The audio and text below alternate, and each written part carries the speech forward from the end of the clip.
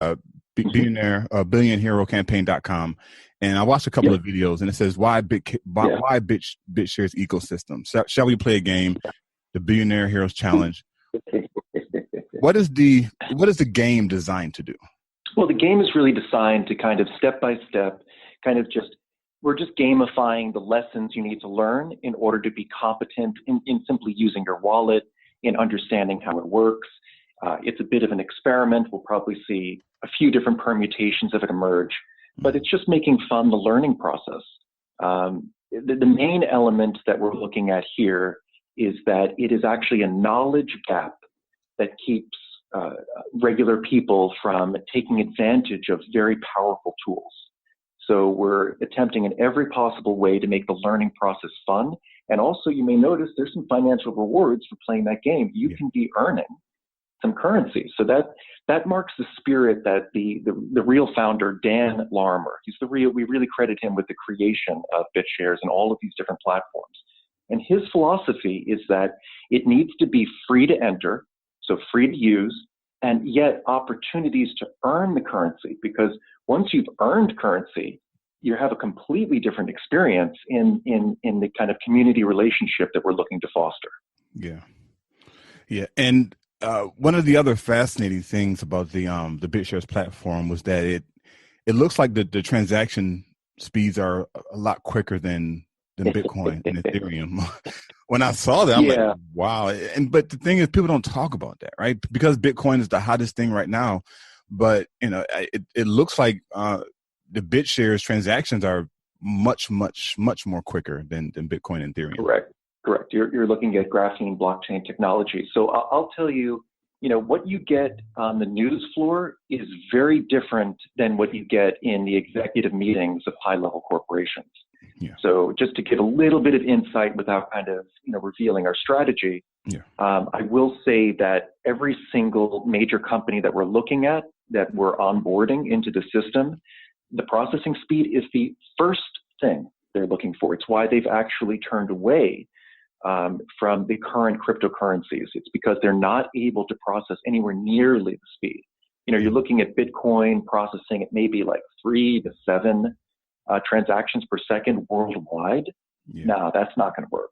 You have to compare it to, say, Visa and MasterCard. Visa, I think, does about 4,000 transactions per second worldwide. Mm-hmm. And potentially, not even before optimization, the BitShares platform, we're talking about maybe 10,000, 100,000 transactions per second. It's at a completely different level. Yeah. Now, and I'm not sure if you're able to share this, but are you guys like business to business, consumer to consumer, or business to, or is it all inclusive?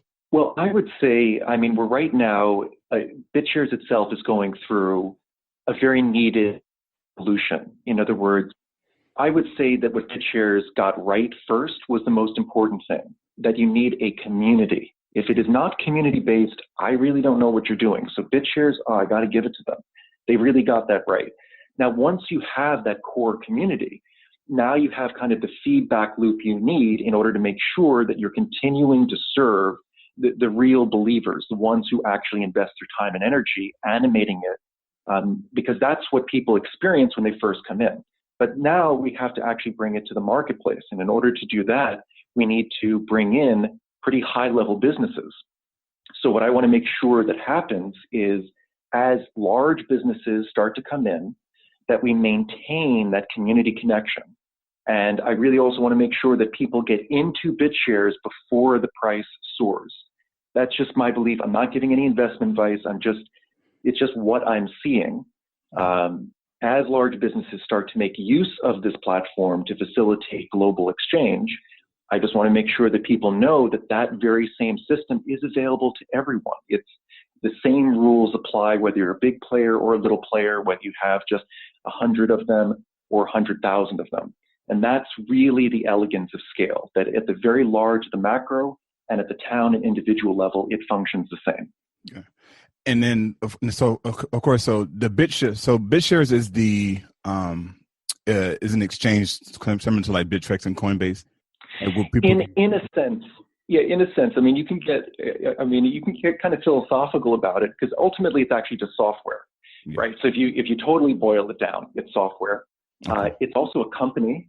It's an autonomous company that's basically self-regulating, right? So that's extremely intriguing. It's a marketplace. It's an exchange. It's a platform. It's a community. And it's a set of ideals.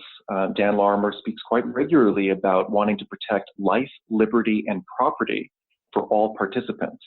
And otherwise, it's a value-based delivery system. In other words, the whole focus of BitShares is to create these circumstances where people can focus on contribution, and we make sure that everyone is delivering more value than they're consuming resources. Yeah. So when I went to you guys' website, I came across the book. I started reading it just a little bit by Max Wright, BitShares 101. And right in the beginning, he says, Bitcoin did for money what I believe BitShares will do for business. That's a pretty bold statement. But looking at the growth of BitShares when he made the recommendation, I think when it was trading at 0.8 of a penny, I believe is what he said. And then it went up to, I can't remember what it was. And you hinted at it already. So what will BitShares do for business? All right. So the first thing that it does is it gives real-time transactions. So that's beautiful. Mm-hmm. The second thing that it's going to do is, because it's community-oriented, okay, what you're really doing is you're harnessing the blockchain technology, okay, so you can create holistic results.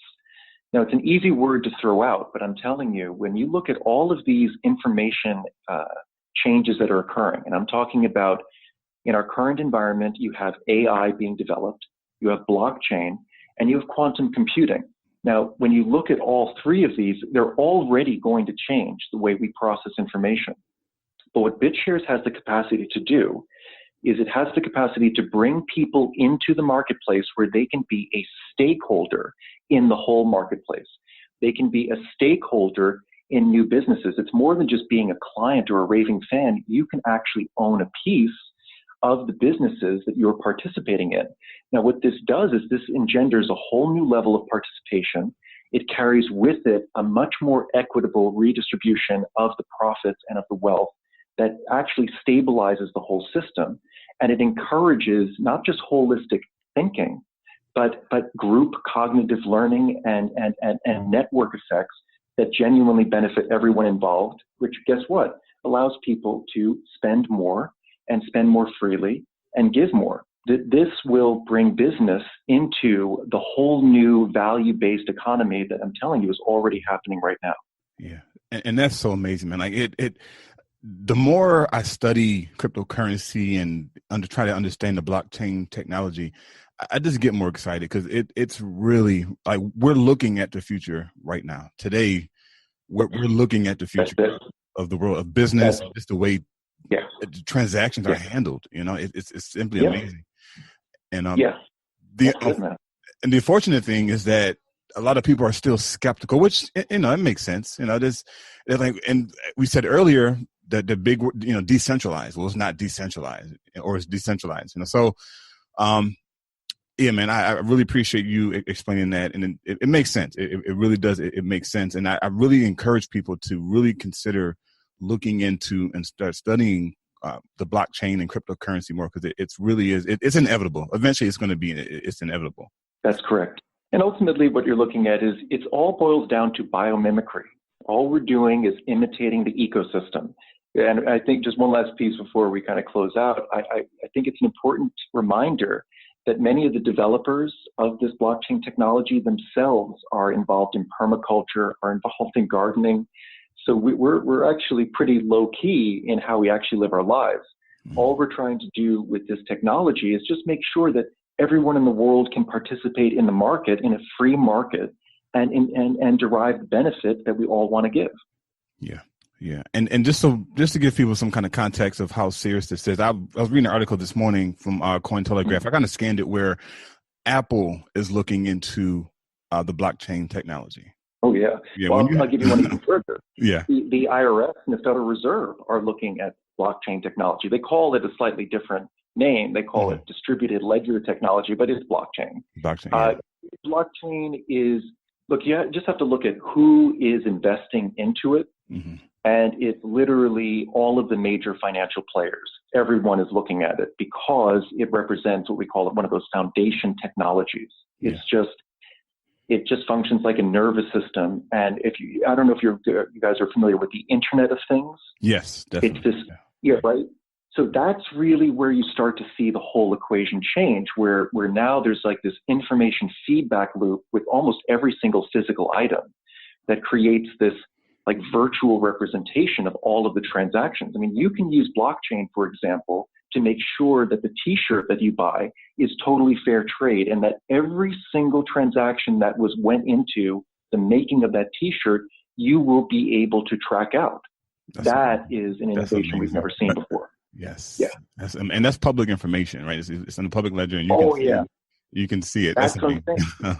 That's it. And so that's really what that is. It's just like reflecting the metadata. And, instead of hoarding all that metadata and hoarding all the behavior of the marketplace, hey, let's make it public so that the public can see what's going on, so they can look at the information and just make an intelligent response based on real-time fact. Yeah. All right, 2 more questions for you, Kiril, and then we'll close out. What's your investing philosophy, particularly when it comes to cryptocurrency? Yeah. All right. So let's say the first thing is before I spend money in anything else, I spend money, time, and energy on myself. So I focus on educating myself. I focus on learning real world skills. Things like Tony Robbins were a serious investment I made. So that's the first thing. Invest in yourself, because that's the one thing that you'll take with you no matter what the marketplace does. The second thing is I'm kind of old school. I'm conservative. I've already lost money periodically in cryptocurrency, and it's painful. It's painful. I look at, I've lost some Bitcoin here and there. Yeah. And at the time, it was only a few $1,000s and it stung, but looking at it now, oh man, and I made dumb mistakes. We're talking about, wow, I was a noob, and I'm still learning. So same deal, like you want to be really, really leery about get rich quick. Yeah. You want to do your research. You want to focus on things you believe in, and you only want to put money in that you are 100% committed to losing. Okay. And you have to also take a long-term look. If you get freaked out because your token went up and then it went down, man, you're not going to have fun in this marketplace. You need to kind of step back, and you need to invest in things that you think long-term are going to have social impact and are going to survive the obvious purge of the tokens. It's obvious that there are thousands of tokens now. Yeah. Just be forewarned, I doubt maybe 40 of them will really long-term be viable. So if you take all of that in mind, protect your downside, take a slow, long look at things, and then the final piece is diversify. Make sure you have different tokens and different things. Make sure you're active. Make sure you have investments in real things. There are plenty of people who look at hard assets in land, and I do second that notion. You want to make sure you're widely diversified so that in case any one thing happens to any one industry, you're insulated from that effect. Yeah. Yeah. And that's the one thing that I always tell people, because I have somebody who consults with me, and he said, hey, should I buy this much Bitcoin? So I say, look, at the end of the day, you need to, whatever you invest, make sure you're comfortable losing that amount, whatever it is, because it's very volatile, especially Bitcoin. Bitcoin is extremely volatile right now. So if you invest $1,000 into Bitcoin, just know you could wake up the next morning and it be at zero. Was it likely? Probably not, but just know if that's a possibility. So I always tell people, invest whatever you're willing to potentially lose. Yeah, and if I were to give advice to investors right now, I'd also want to make sure that people realize there are other instruments that you can invest with. It's not just money. You can invest sweat. I had a particular practice of investing sometimes up to a month, cost-free. I would just volunteer my service for various projects that I believed in. Yeah. And, bringing my skills, resources, and network to bear. And I found that enormously fruitful. I got exposed to all sorts of things. I also find that investing in your local community, whatever that is, whether you're in an urban environment, your local block, or if you're in the countryside, your neighbors. But if you invest in your community, there are lots of things that you'll find. There are lots of treasures hidden there that you can derive enormous value and satisfaction in participating in. Awesome. Perfect. Kiril, again, thanks so much for coming on to the Smart Crypto Investing Podcast today. We really appreciate it. Sure.